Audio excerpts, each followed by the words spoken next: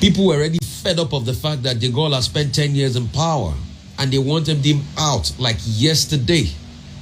And there were protests everywhere. And it wasn't that the economy was not growing, but they were just fed up of De Gaulle's 10 years. Yes, he was a war hero and so be it. But when De Gaulle died, he didn't stop the French people from venerating him. He didn't stop the French leader there from saying that France is a widow. We have lost De Gaulle. Invariably meaning that De Gaulle was the husband of France. But the truth is they were just tired of De Gaulle. Despite the fact that Churchill was a war hero to the British people, it didn't stop Churchill from losing elections after the war. So you are not here to lead to do others a favor. You are just but passing time. And it has to be said to African leaders. So when a certain man said that, oh, term limit is not sexy and all of that, he probably doesn't know what he's saying. And it wasn't that the economy was not growing, but they were just... No matter how bright you think you are, there's somebody obviously that is brighter than you out there, that if he has a stab at his own leadership, will make his own legacy. He didn't stop the French leader there from saying that France is a widow. We have lost De Gaulle. Stupid mindset. That De Gaulle was the inane mindset of sitting tight in leadership. They were just tired of and constantly sitting on in power. The fact that thinking that it's all about you. You should remember that it's a country of millions of people and it's not about your show alone.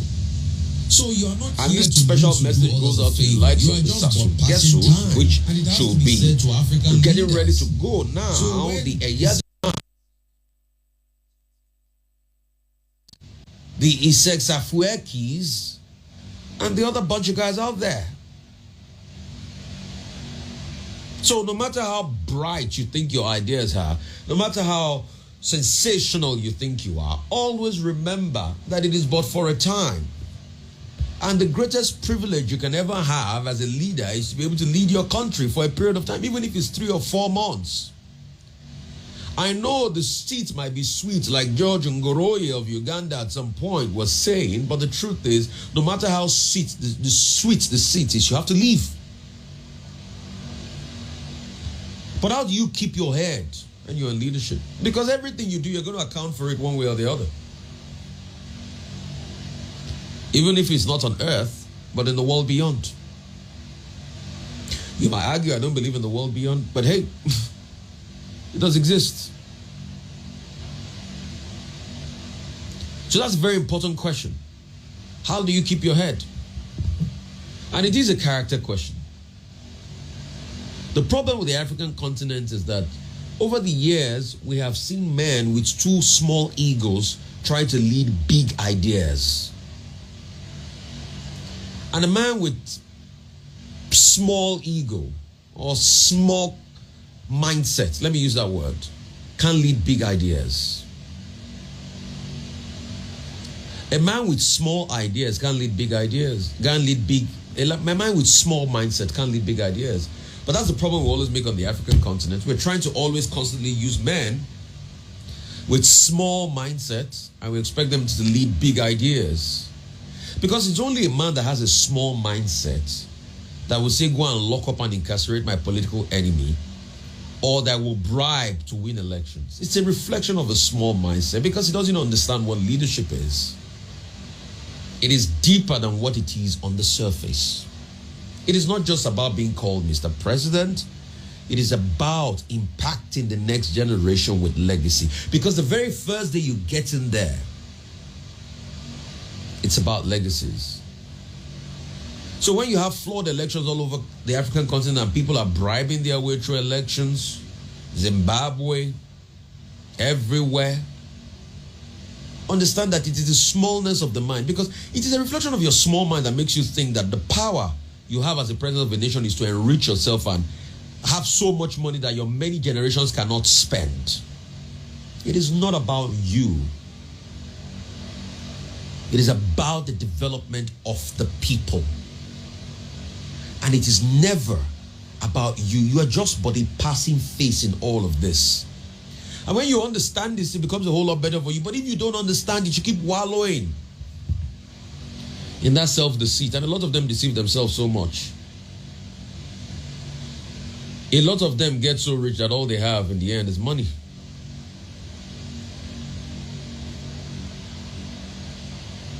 So, What else is there to life apart from money? Then you should ask yourself. Because after all you're stealing and all you're getting of the money, what next? Expensive hobbies, skiing in St. Maurice. What is it? What next?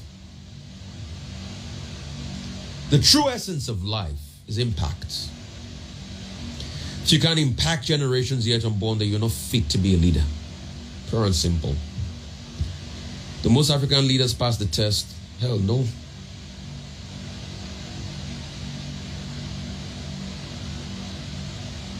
And as a leader in doing this, do you have the capacity to trust yourself when everybody's doubting you? Because one of the things you will face as a leader is the greatest level of doubt. Oh, trust me. When economic numbers come out, you will doubt yourself. You will doubt that you are even the leader you used to know.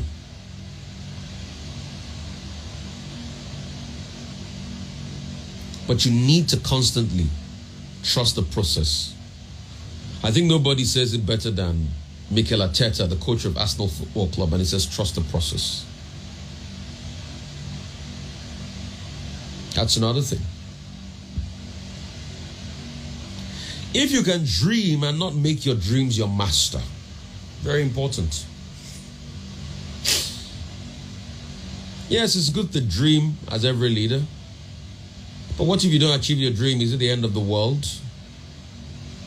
You can dream of having impact in the lives of the people, but what if you don't achieve that impact? Is it the end of the world?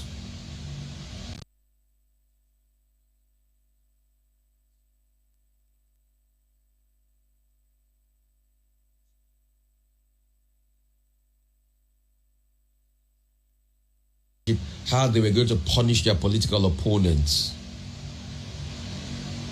So they dreamt so hard about it and they made their dreams their master.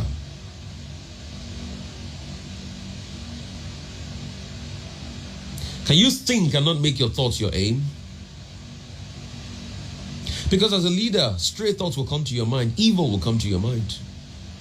But how do you process your thoughts? How do you give the orders to go and kill, to go and destroy? How?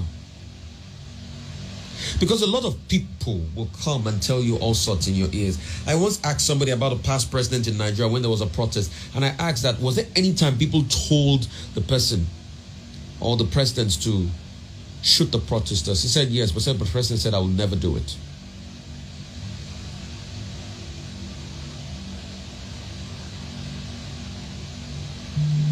So can you think and not make the thoughts your aim as a leader?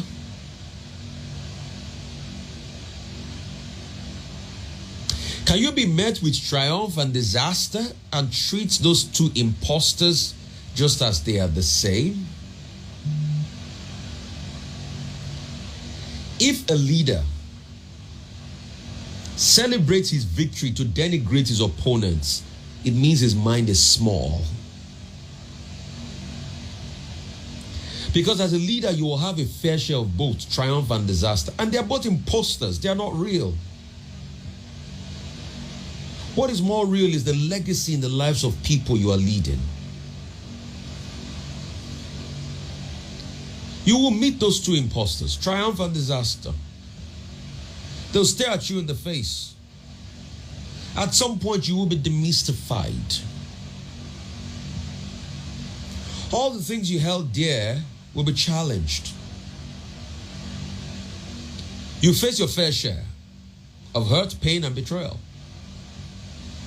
But also, you're going to face your happy moments where people will worship you and call you the Lord of all, but know that it's not about you.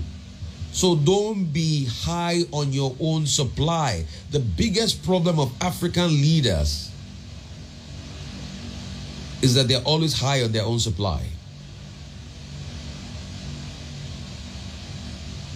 And that's a rule. Never get high on your own supply. Sure, you listen to Biggie.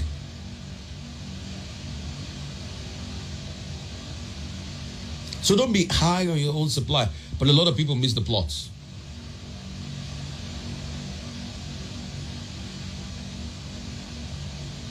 Can you bear to hear the truth you've been spoken, twisted by knives, and made a trap for fools?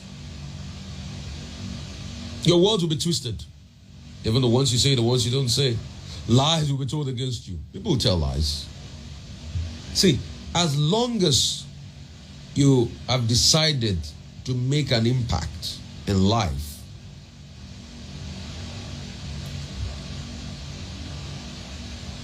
that's the day you have decided to lose your peace.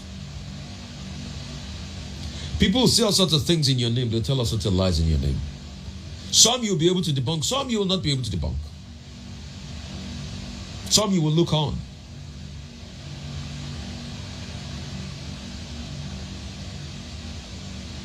I think Ebenezer Obey put it very apt.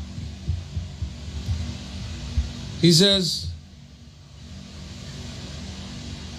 the day a child is born, that's the day the child starts to make enemies. For the child cries a lot because he wants food, he's made enemies. And Ebenezer Obey also sang a very popular tale, which is called The Man, the Horse, and the Donkey, where he says, Boseri siwaju die, opade Adamo, eda omo araye ba ni ha, baba agbalangba, iwon ri nile, omo rengun kete kete.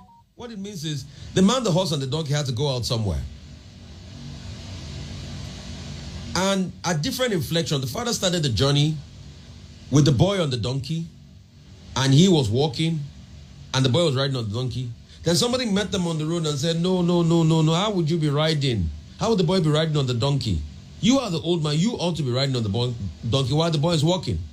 So the boy comes down, the man gets on the donkey, starts to ride on the donkey.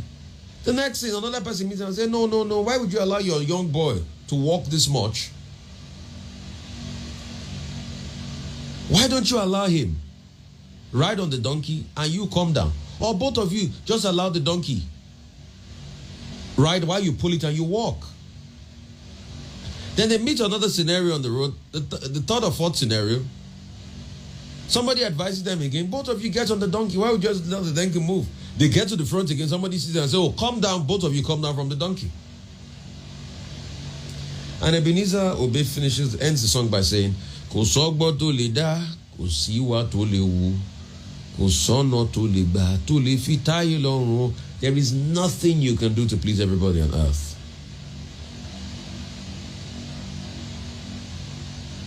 So as long as you're a leader,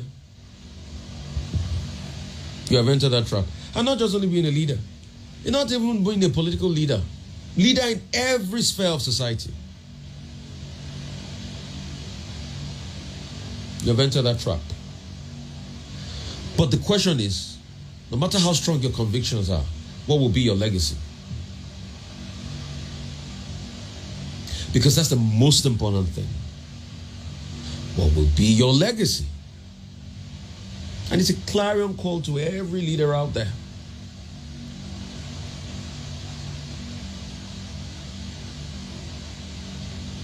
So, it also says here that if you can make one heap of all your winnings and risk it all, and turn off pitch and toss, and lose and start all over again, truth has to be said. At some point, you will lose it all. As a leader, there'll be times and moments and phases in your life you'll lose it all. Things will not work. Things will not be the way you want them to be. You'll be stared with defeat. You'll be stared with disaster. You'll be stared with pain. You'll be stared with penury. You'll be stared with a lot of things.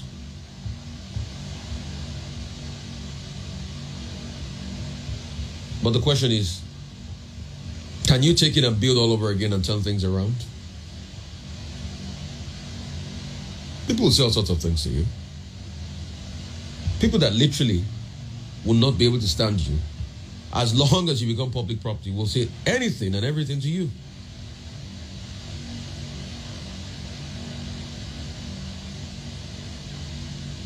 But the problem is, as a leader, it's not everything you'll have to respond to. It's not every fight you have to fight. So, you have to keep moving.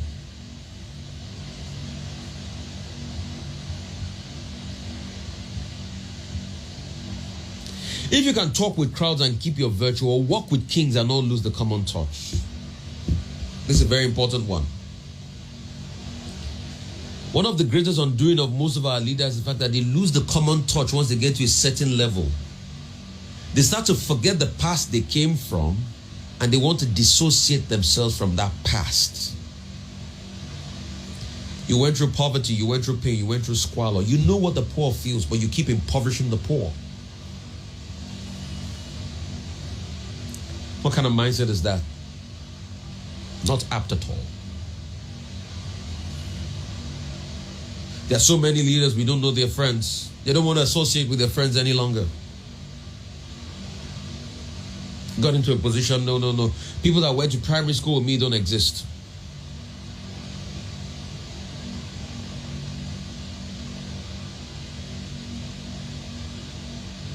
But as a leader, you must never lose your common touch. Because your common touch is a reflection of your true humanity.